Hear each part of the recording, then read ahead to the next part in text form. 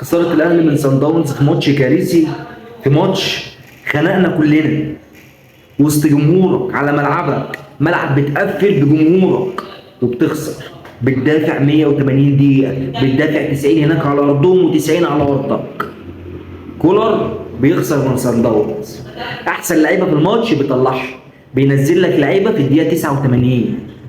ده المفروض مدرب النادي الأهلي، أفضل فريق في أفريقيا والشرق الأوسط، ده مدرب النادي الأهلي اللي بيدافع بالاسلوب ده. انت بتدافع كده قدام، ده انت كان شكلنا زي الزفت يا جدع. ايه اللي انت عملته ده؟ انت خليت المدرب بتاع صن داونز يقول لك انا لقيت الاهلي عنده مساحات ومش عارف. يا عم حرام عليك، انت بتدافع بثمان لعيبه. انت في ايه؟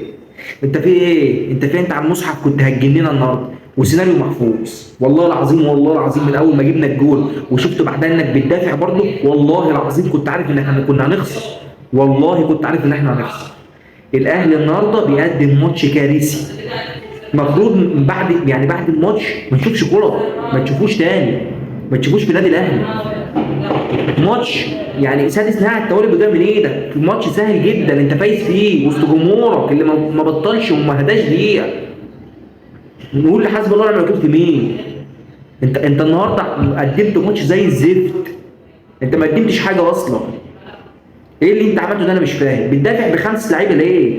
ليه انت بادئ بخمس لعيبه؟ صن داونز لما في الاخر اخر 7 دقايق اللي كان وقت بدل ضايع بعد ما جابوا الجول، شفت انت لما زنقتهم في نص ملعبهم ما كانش عارفين يطلعوا الكوره، راح تنزل قفشه وحسين الشحات في اخر 5 دقايق.